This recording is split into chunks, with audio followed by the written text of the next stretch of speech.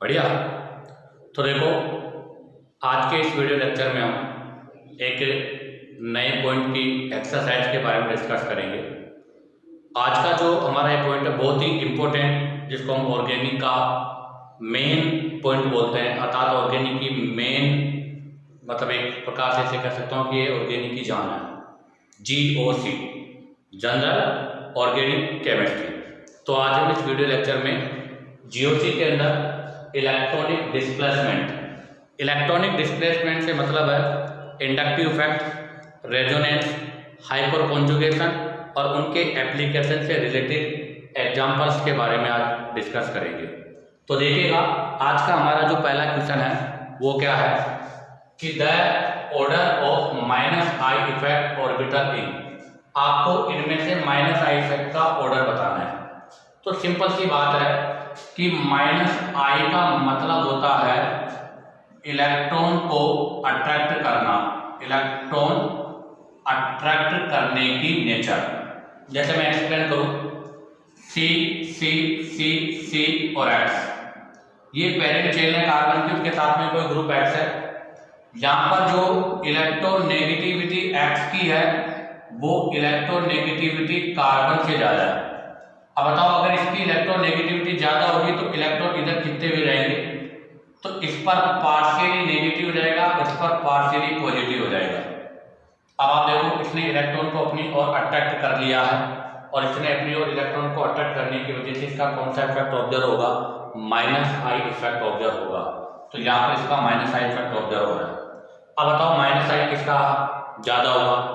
आपको पता है जिसकी इलेक्ट्रोनेगेटिविटी, अर्थात इलेक्ट्रोनेगेटिविटी अगर बढ़ेगी तो इलेक्ट्रॉन को अट्रैक्ट करने की नेचर बढ़ेगी। इलेक्ट्रोनेगेटिविटी बढ़ने के साथ साथ इलेक्ट्रॉन को अट्रैक्ट करने की नेचर बढ़ती है। अब बताओ, अगर इलेक्ट्रॉन को अट्रैक्ट करने की नेचर बढ़ेगी तो श्योर है क्या उसका -i इफेक्ट भी इंक्रीज होगा। तो हम ऐसे कह सकते हैं कि electronegativity is directly proportional to -i होता है। अब बताओ किसकी इलेक्ट्रोनेगेटिविटी सबसे ज्यादा है।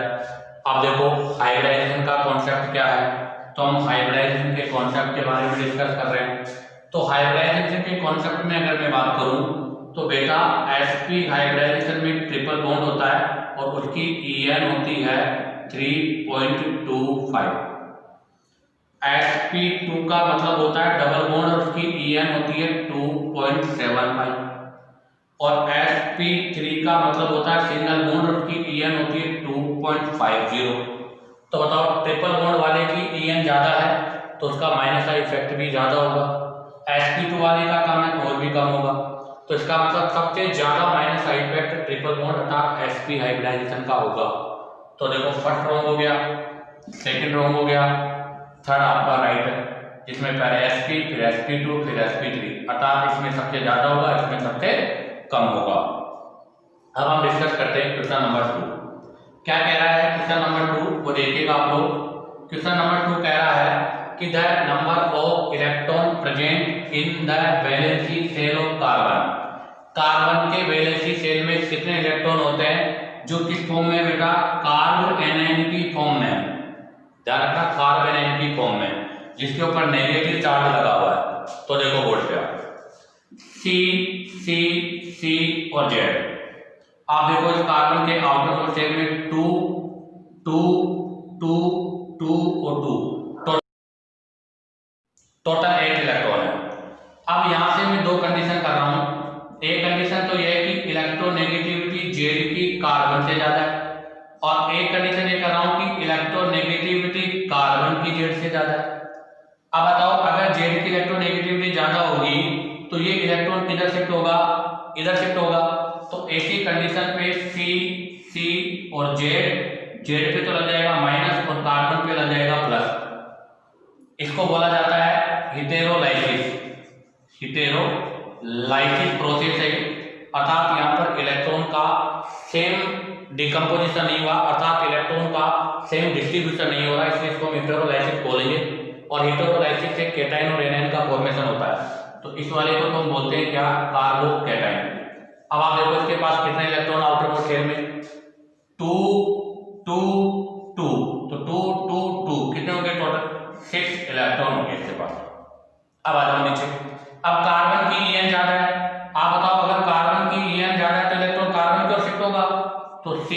सी सी नेगेटिव हो जाएगा और जेड पे पॉजिटिव हो जाएगा।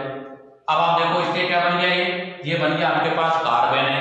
अब देखो इसके पास कितने इलेक्ट्रॉन है, 2 2 2 2, तो ये बन गया आपके पास कार्बन एनाइन और इसके आउटर मोस्ट शेल में कितने इलेक्ट्रॉन होंगे, 8। तो बताओ हमारा क्वेश्चन क्या था, the number of electron present in the valency shell of carbanion bearing negative charge. तो बताओ कितने इलेक्ट्रॉन होंगे इसके पास, 8 इलेक्ट्रॉन होंगे।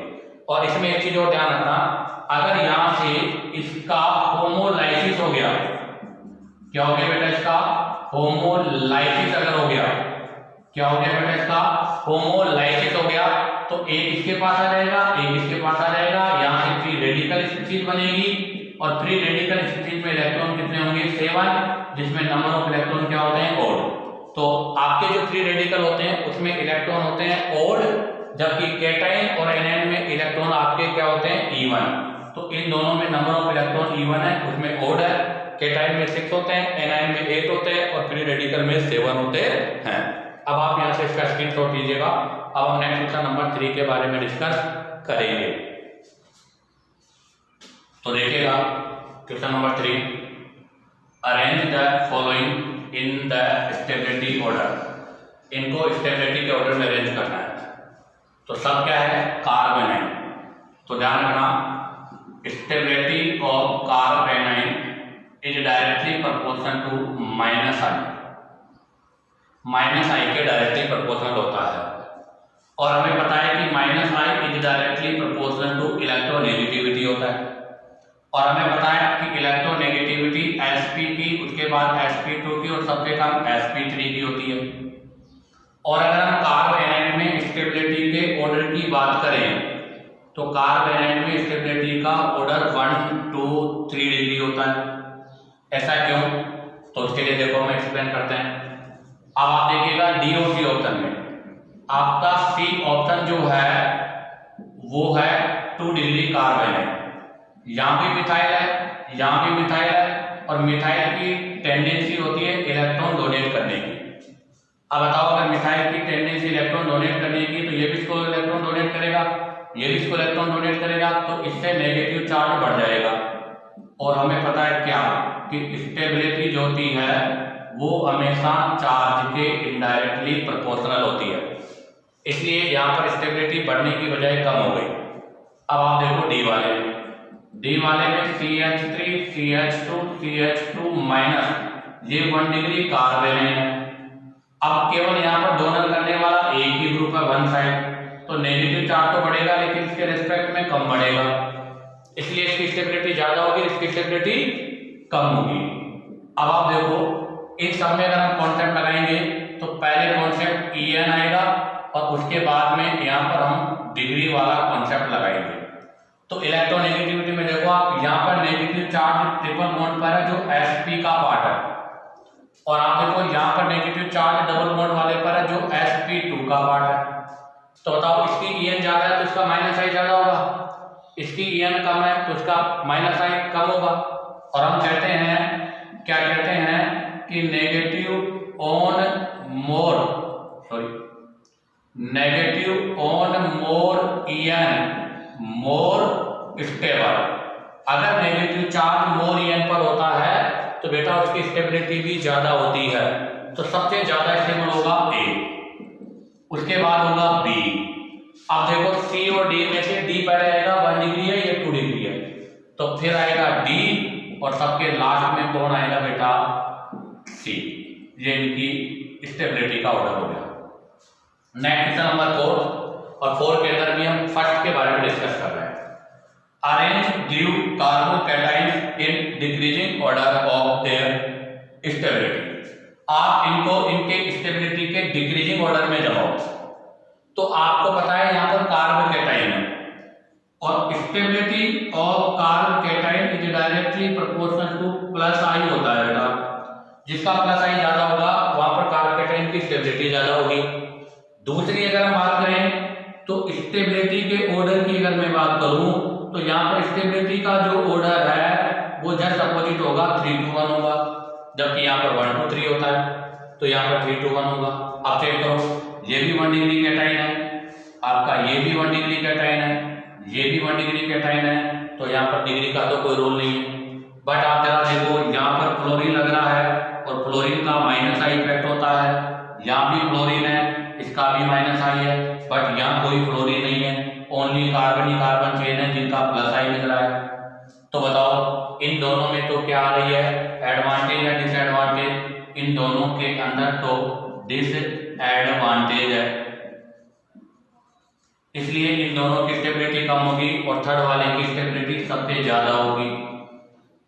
अब फर्स्ट और सेकंड में देखो, यहाँ पर भी माइनस आई लग रहा है, यहाँ पर भी माइनस आई लग रहा है, और हमें पता है कि माइनस आई जो होता है वो डिस्टेंस पे डिपेंड करता है कि जब डिस्टेंस बढ़ती है तो माइनस आई कम होता है।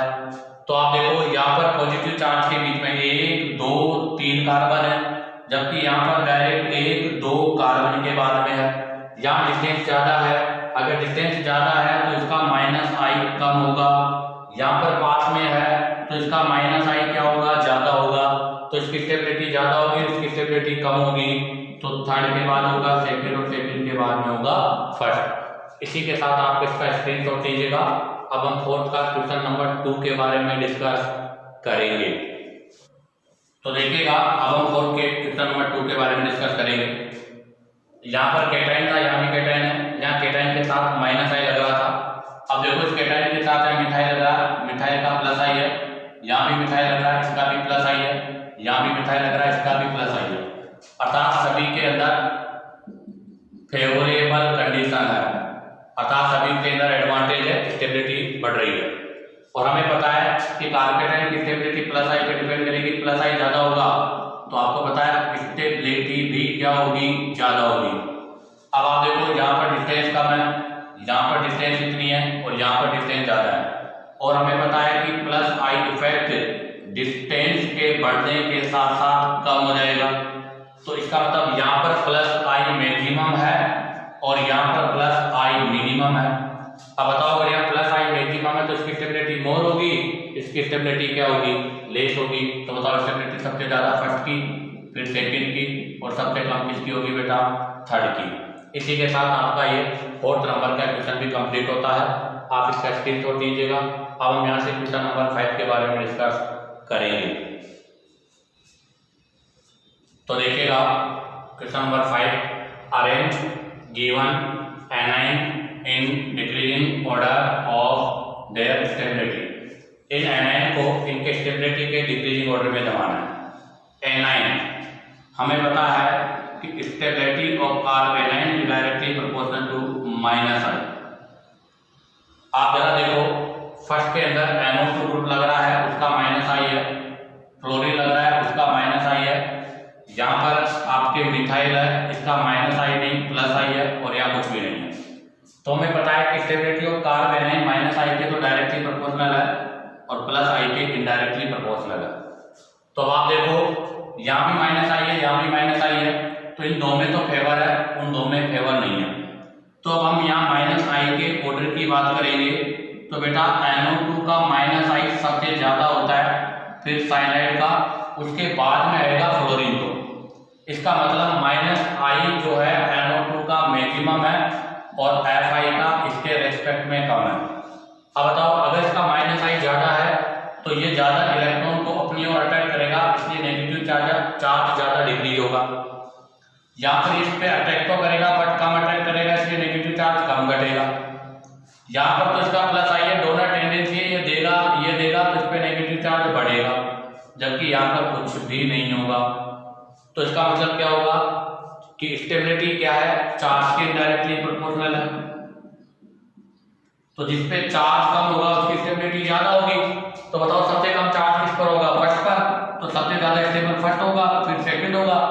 अब थर्ड और फोर्थ में देखो, इस पे चार्ज कोई भी चेंज नहीं हो रहा, तो पहले फोर्थ होगा और उसके बाद में थर्ड होगा।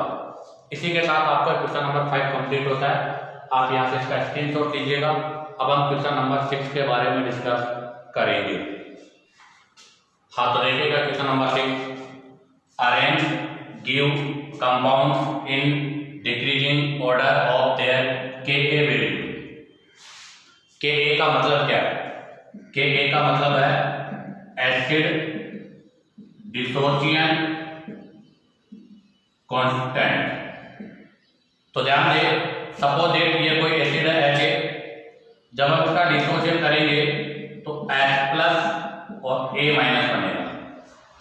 अब आप देखो हम इसका Ka निकालेंगे तो Ka इक्वल टू क्या हो गया, H plus A minus upon HA।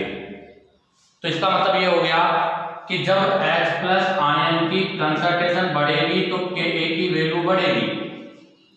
इसका मतलब क्या हुआ कि जो मोर एसिडिक होगा, मोर अगर एसिडिक है तो उसके लिए Ka की वैल्यू भी क्या होगी बेटा, मोर होगी, अर्थात उसका डिसोसिएशन बहुत फास्ट होगा। तो हम यहाँ पर एसिडिक स्ट्रेंथ चेक करेंगे और हमें पता है कि एसिडिक नेचर जो होता है वो डायरेक्टली प्रोपोर्शनल टू माइनस आई और indirectly proportional to plus I होता है। तो हम इस कॉन्सेप्ट को यूज करने वाले हैं। अब देखो आप, यहाँ भी फॉर्मिक एसिड है, यहाँ एसिटिक एसिड है, यहाँ पर आपका मतलब प्रोपेनिक एसिड है, यहाँ पर भी रेजोनेंस है। रेजोनेंस में इसका मैं कॉन्जुगेशन बनाता हूँ, कॉन्जुगेटेड बेस। तो ये इसका कॉन्जुगेटेड बेस है बेटा, और कॉन्जुगेटेड बेस में रेजोनेंस है।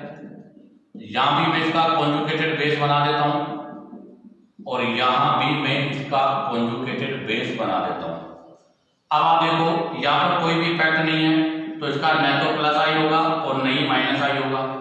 यहाँ पर इसका प्लस आई ऑब्जर्व होगा और यहाँ पर भी इसका प्लस आई ऑब्जर्व होगा। और आपको पता है इसका प्लस आई मोर होगा, तो इसका मतलब इसका एसिडिक स्ट्रेंथ कम होगा और इसका एसिडिक स्ट्रेंथ ज्यादा होगा। कहने का मतलब यह है कि नंबर ऑफ अल्काइल ग्रुप अगर इंक्रीज होगा तो वहां पर एसिडिक स्ट्रेंथ डिक्रीज होगी। तो बताओ फर्स्ट में एसिडिक स्ट्रेंथ का ऑर्डर क्या होगा, फर्स्ट, सेकंड और थर्ड होगा। अब आ जाओ सेकंड। सेकंड में आप देखो सी सी सी सी सी सी सी सी और सी सी सी, कार्बन सब में सेम है बट हेलोजन लगा हुआ है यहाँ पर Cl और Cl का माइनस आई है, यहाँ भी Cl का माइनस आई है और यहाँ भी Cl का माइनस आई है। बट आप देखो सब में डिस्टेंस अलग अलग है और आपको पता है माइनस आई है तो माइनस आई तो एसिडिक स्ट्रेंथ के फेवर में होता है, तो ये फेवर में है। बट आपको पता है अगर Cl की डिस्टेंस बढ़ेगी तो माइनस आई इफेक्ट घटेगा और अगर माइनस आई इफेक्ट घटेगा तो एसिडिक स्ट्रेंथ भी क्या होगी बेटा, डिक्रीज होगी। तो आप देखो यहाँ पर ये इसके पास में है, यहाँ पर थोड़ा दूर है, यहाँ पर और भी डिस्टेंस ज्यादा है, तो इसका मतलब यहाँ पर माइनस आई मिनिमम होगा और यहाँ पर माइनस आई मैक्सिमम होगा। अब बताओ अगर माइनस आई यहाँ मैक्सिमम होगा तो यहाँ माइनस आई मैक्सिमम है तो यहाँ पर स्टेबिलिटी ज्यादा होगी, तो यहाँ पर एसिडिक स्ट्रेंथ का ऑर्डर फर्स्ट, सेकंड और थर्ड होगा। अब आप यहाँ से इसका स्क्रीनशॉट लीजिएगा। अब हम इससे रिलेटेड क्वेश्चन नंबर 3 के बारे में डिस्कस करेंगे। तो देखिएगा थर्ड नंबर के बारे में डिस्कस कर रहा हूं मैं। थर्ड नंबर वाला जो क्वेश्चन है इसमें डाइबेसिक एसिड है और डाइबेसिक एसिड में एक कार्बोक्सिलिक एसिड का दूसरे कार्बोक्सिलिक एसिड पर माइनस आई इफेक्ट होगा, minus I effect of one COOH to another, अर्थात एक कार्बोक्सिलिक एसिड का दूसरे पर क्या लग रहा है, माइनस आई इफेक्ट लग रहा है। तो सबसे पहला देखिएगा 1 2 3 4 कार्बन का चेन है, मतलब इसको मैं ऐसे लिख लेता हूं तो ये बन गया कॉन्जुगेटेड बेस। दूसरे में आप देखो 1 2 3 है, इसको मैं ऐसे लिख लेता हूं, ये बन गया कॉन्जुगेटेड बेस। और नेक्स्ट वाले में COO माइनस और ये बन गया कॉन्जुगेटेड बेस। अब आप जरा देखो इस वाले में C डबल बॉन्ड OH, अर्थात यहाँ से सीधा क्या हो रहा है, हाइड्रोजन बॉन्ड हो रहा है और हाइड्रोजन बॉन्ड होने की वजह से हम क्या बोलेंगे, मोर स्टेबल कॉन्जुगेटेड बेस है, इसका मतलब ये तो मोर एसिडिक होगा। एक तरीका तो यह है इसको सोल्व करने का। दूसरा तरीका यह है कि आप देखो इसका इसके ऊपर माइनस आई लग रहा है, इसका भी इसके ऊपर माइनस आई लग रहा है और इसका इसके ऊपर माइनस आई लग रहा है। बट आप देखो यहाँ पर डिस्टेंस इन दोनों के बीच में बिटवीन कितने कार्बन है, 2, यहाँ पर कितने कार्बन है, 1, जबकि यहाँ कोई कार्बन नहीं है। तो इसका मतलब यहाँ पर इसका माइनस आई लग रहा है बट इसका माइनस आई यहाँ मिनिमम होगा और यहाँ पर इसका माइनस आई मैक्सिमम होगा, इसलिए ये मोर स्टेबल होगा और ये लेस स्टेबल होगा। तो बताओ अगर मैं इसके Ka1 पहला एसिड निकाला है, मैंने फर्स्ट एसिड निकालूं तो इनके एसिडिक स्ट्रेंथ का ऑर्डर क्या होगा, इनके एसिडिक स्ट्रेंथ का ऑर्डर ये होगा first greater than second greater than third. अब हम डिस्कस करते हैं यहाँ से Ka2 के बारे में। बेटा अभी मैंने K1 का ऑर्डर लिख दिया, हमने यही पूछा था बता दिया, बट मैं एक एक्स्ट्रा स्टेप और बता देता हूँ। अब मान लो अगर मैं इसका Ka2 पूछना चाहता हूँ, अर्थात एक और हाइड्रोजन जो बचा है वो हटाना चाहता हूँ, तो आप जरा देखो यहाँ पर इनके बीच में कोई भी हाइड्रोजन बॉन्डिंग नहीं है, नो हाइड्रोजन बॉन्डिंग। और अगर हाइड्रोजन बॉन्डिंग नहीं है तो ये हाइड्रोजन इजीली यहाँ से क्या हो जाएगा, रिमूव हो जाएगा, ये हाइड्रोजन इजीली रिमूव हो गया। बट आप देखो यहाँ पर हाइड्रोजन बॉन्डिंग हो गई, क्या हो गई बेटा, यहाँ पर हाइड्रोजन बॉन्डिंग हो गई। अब बताओ अगर हाइड्रोजन बॉन्डिंग हो गई तो ये वाला H यहाँ पर फ्री है क्या, तो ये हाइड्रोजन नो फ्री। अब बताओ अगर ये फ्री नहीं है तो क्या हटेगा, नहीं हटेगा, तो इसका मतलब नो H प्लस आयन। अब बताओ अगर यहाँ पर H प्लस आयन नहीं होगा तो बताओ तो ये मोर एसिडिक होगा या लेस एसिडिक होगा, ये लेस एसिडिक होगा। तो कहने का मतलब इनका Ka1 जो है उसका जो ऑर्डर है वो जस्ट अपोजिट हो जाएगा Ka2।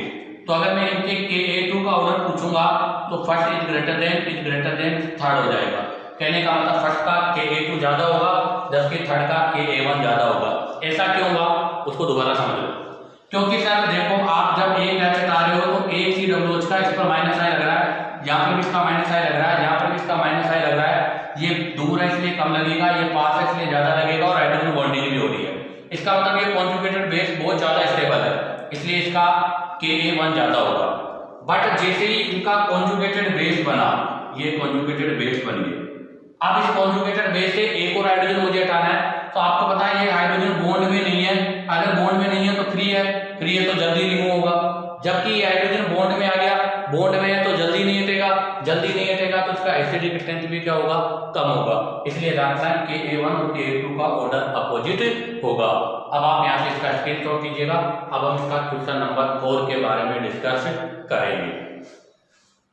तो देखिएगा क्वेश्चन नंबर 6 में 4, आपकी बात भी कार्बोक्सिलिक एसिड 1 2 3 सेम है, बट यहाँ पर लगे हुए ग्रुप डिफरेंट नेचर के हैं, पोजीशन सब में सेम है, ध्यान रखना पोजीशन यहाँ पर सभी में सेम है बट नेचर डिफरेंट है।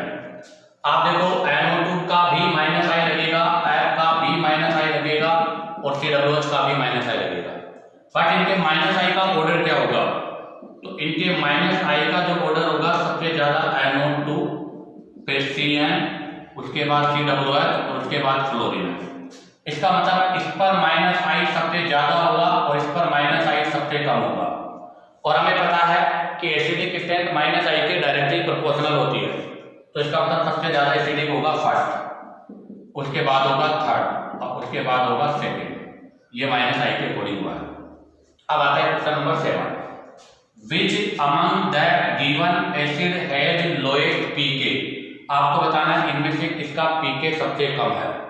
तो ध्यान रखना बेटा, ये जो Ka है अगर इसका हम एंटी लॉग लेंगे, अर्थात Ka का अगर हम एंटी लॉग लेते हैं तो pK इक्वल टू माइनस का log Ka हो जाता है, अर्थात एसिडिक जो स्ट्रेंथ है उसके इनडायरेक्टली प्रोपोर्शनल होगा, जिसकी एसिडिक स्ट्रेंथ ज्यादा होगी उसका pK कम होगा।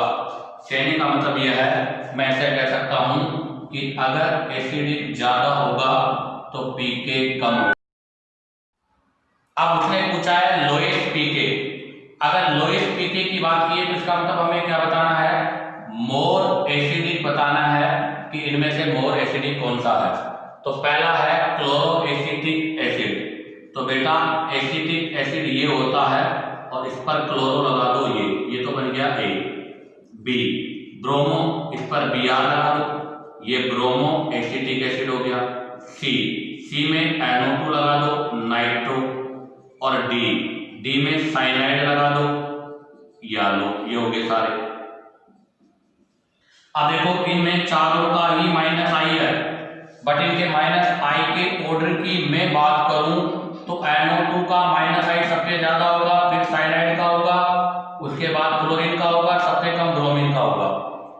इसका मतलब NO2 पर -I सबसे ज्यादा है तो ये मैक्सिमम एसिडिक होगा और ये सबसे कम एसिडिक होगा।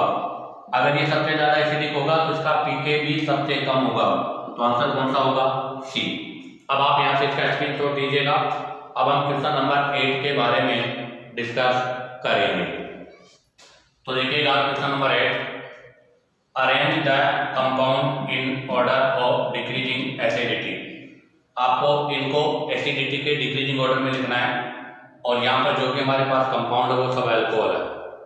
तो सबसे पहले तो हम अल्कोहल के अंदर एसिडिक स्ट्रेंथ की बात करें तो एक तो मैं ले रहा हूँ मेथेनॉल, हमने एक लिया है एथेनॉल, एक हमने लिया है आइसोप्रोपाइल अल्कोहल और एक हम ले रहे हैं टर्सरी ब्यूटाइल अल्कोहल। आप देखो ये अल्कोहल है, इनका कॉन्जुगेटेड बेस बनाऊंगा तो Cl3O- बनेगा, मिथॉक्साइड ये बन जाएगा इथॉक्साइड, ऐसे ही CH3CH3O आइसोप्रोपोक्साइड और ये बन जाएगा टर्सरी ब्यूटॉक्साइड। अर्थात ये है 1 डिग्री, ये है 2 डिग्री और ये है 3 डिग्री। अब आप चेक करो कि हमें पता है कि जो एसिडिक स्ट्रेंथ होती है वो डायरेक्टली प्रोपोर्शनल टू -I और इनडायरेक्टली प्रोपोर्शनल टू +I होती है। जरा आप 3 डिग्री अल्कोहल में देखिएगा, इसका +I है, इसका भी +I है और इसका भी +I है। इस वजह से यहाँ पर नेगेटिव चार्ज इंक्रीज होगा। यहाँ पर आपके पास देने वाले 2 ग्रुप है जिनका 2 +I है तो यहाँ पर भी आपका नेगेटिव चार्ज इंक्रीज होगा बट इसके कंपेयर में कम। यहाँ पर भी डोनर एक है, इसके चार्ज बढ़ेगा लेकिन कम।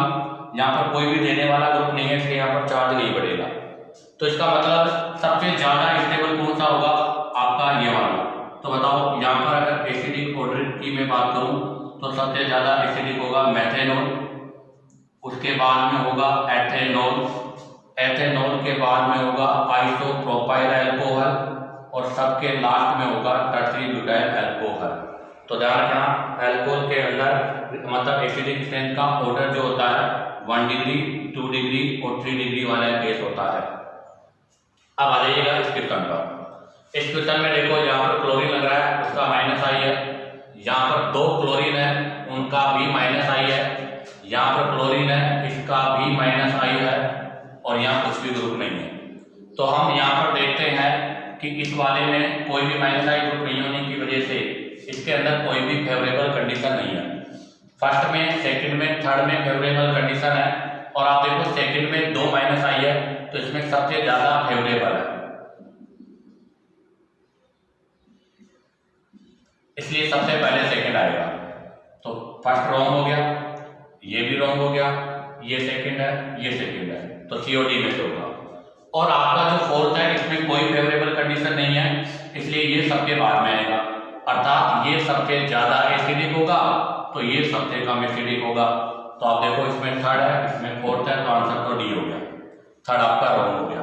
अब फर्स्ट और थर्ड में क्या कंक्लूजन है वो देखो आप, क्योंकि इसमें भी 1 है, इसमें भी 1 है, बट आप देखो यहाँ बीच में 2 कार्बन है, यहाँ बीच में 3 कार्बन है, इसलिए इसका -I कम होगा और इस वाले का -I ज्यादा होगा। तो यहाँ पर सबसे ज्यादा एसिडिक होगा सेकंड, फिर होगा फर्स्ट, फिर होगा थर्ड और सबके लास्ट में होगा फोर्थ। अब आप यहाँ से इसका स्क्रीनशॉट दीजिएगा। अब हम क्वेश्चन नंबर 9 के बारे में डिस्कस करेंगे।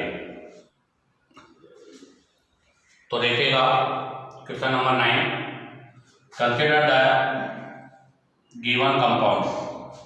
ये कंपाउंड आपको गिवन है, arrange basicity of these compounds in decreasing order. इनको हमें बेसिसिटी के ऑर्डर में लिखना है। तो हमें पता है कि basic strength is directly proportional to +I और इनडायरेक्टली प्रोपोर्शनल टू -I होती है बेटा। अर्थात +I की बेसिक स्ट्रेंथ ज्यादा है। अर्थात हम इसे कह सकते हैं मोर डोनर टेंडेंसी, मोर बेसिक। अर्थात जिसकी डोनेट करने की टेंडेंसी ज्यादा होती है उसका बेसिक स्ट्रेंथ भी क्या होता है? ज्यादा होता है। अर्थात हम ऐसे भी कह सकते हैं कि अगर लोन पेयर के रेस्पेक्ट में मैं बात करूं तो loan pair on less EN more donor. अगर लोन पेयर लेस ईएन पर है तो उसकी डोनेट करने की टेंडेंसी ज्यादा होगी, और अगर lone pair on more EN है तो उसकी डोनेट करने की टेंडेंसी लेस होगी। और जिसकी डोनेट करने की टेंडेंसी ज्यादा होती है वो मोर बेसिक होता है, और जिसकी लोन पेयर देने की टेंडेंसी कम होती है वो आपका लेस बेसिक होता है। तो अगर मैं हाइब्रिडाइजेशन में बेसिक की बात करूं तो सबसे ज्यादा होता है sp3 कार्बन, फिर होता है sp2 कार्बन, और सबसे कम होता है sp कार्बन। और अगर नाइट्रोजन में भी मैं बात करूं तो sp3 नाइट्रोजन पहले आएगा, sp2 नाइट्रोजन बाद में आएगा, और sp वाला नाइट्रोजन सबके बाद में आएगा। अर्थात ट्रिपल बॉन्ड वाला नाइट्रोजन सबके बाद में आएगा, उससे पहले डबल बॉन्ड वाला, और उससे पहले सिंगल बॉन्ड वाला आएगा। अब आप देखो सबसे फर्स्ट एग्जांपल में जो नाइट्रोजन है उसके साथ में ये कार्बन जो है वो sp3 में है, और यहाँ पर कौन सा बॉन्ड है, सिंगल, और आपको पता है इन सबका कौन सा इफेक्ट ऑब्जर्व हो रहा है, प्लस है। अब देखो सेकंड में यहाँ पर आपका जो नाइट्रोजन है वो डबल बॉन्डेड है, और डबल बॉन्डेड है तो इसका मतलब ये कार्बन आपका कौन सा हो गया, sp2। इसका मतलब इसकी EN बढ़ गई, EN हो गई 2.75। अब यहाँ पर इसका प्लस आई नहीं माइनस आई काम करेगा। अब आगे देखो 3 में यहाँ पर नाइट्रोजन ट्रिपल बॉन्ड से जुड़ा हुआ है, ये sp हो गया, इसकी EN हो गई बेटा 3.25, और अब ये माइनस आई की तरह काम करेगा। और आप देखो ये अमाइन कौन सा है, 2 डिग्री अमाइन है, अर्थात इस पर इधर V प्लस आई है और इस पर इधर V प्लस आई है, ये भी देगा ये भी देगा, इस पर लोन पेयर बढ़ेगा। तो आप देखो फोर्थ के अंदर मोर लोन पेयर है तो मोर डोनर टेंडेंसी है, और अगर मोर डोनर टेंडेंसी है तो क्या बोलेंगे हम, मोर बेसिक भी है। तो बताओ सबसे ज्यादा बेसिक कौन सा हुआ, सेकंड वाला, क्योंकि फर्स्ट वाला है बट वो 1 डिग्री अमाइन का पार्ट है। और अमाइन में अगर हम देखें तो सबसे ज्यादा जो होगा पहले कौन सा होगा, 2, उसके बाद होगा 1 डिग्री, ठीक है। तो पहले 2 डिग्री है, उसके बाद में 1 डिग्री है, तो इसका मतलब सबसे ज्यादा होगा 4, उसके बाद में होगा 1। तो 4 1, ये गलत ये गलत ये सही है। अब ए और डी में से देखो, यहाँ पर अगर मैं 3 और 4 में मतलब 2 डिग्री और मतलब ये sp2 वाला है ये sp वाला है, तो ध्यान रखना डबल बॉन्ड और ट्रिपल बॉन्ड में से डबल बॉन्ड वाले की बेसिक स्ट्रेंथ ज्यादा होगी। क्यों? क्योंकि इसका माइनस आई कम होगा और इसका माइनस आई मैक्सिमम होगा। तो इन दोनों में से इसकी बेसिक स्ट्रेंथ ज्यादा है, इसकी बेसिक स्ट्रेंथ कम है, तो 2 पहले आएगा 3 बाद में आएगा, तो इसका आंसर हो गया फर्स्ट। तो ध्यान रखना सबसे पहले आएगा 2 डिग्री वाला, क्योंकि इस पर नेगेटिव लोन पेयर ज्यादा है, इसके अंदर भी डोनर है, इस पर भी लोन पेयर बढ़ेगा बट उस पर ज्यादा बढ़ेगा, इस पर कम बढ़ेगा। इसके अंदर लेगा तो यहाँ लोन पेयर घटेगा बट कम घटेगा, यहाँ पर भी लोन पेयर लेगा और भी ज्यादा घटेगा। तो जिस पर लोन पेयर ज्यादा होगा वो मोर बेसिक होगा, जिस पर लोन पेयर कम होगा वो लेस बेसिक होगा। तो इसका सही आंसर है ए। इसी के साथ आपका ये इंडक्टिव इफेक्ट की जो एप्लीकेशंस है वो कंप्लीट होती है। उम्मीद करता हूँ कि आपको वीडियो पसंद आया होगा। अगर आपको वीडियो पसंद आया हो तो लाइक और सब्सक्राइब करना ना भूलें।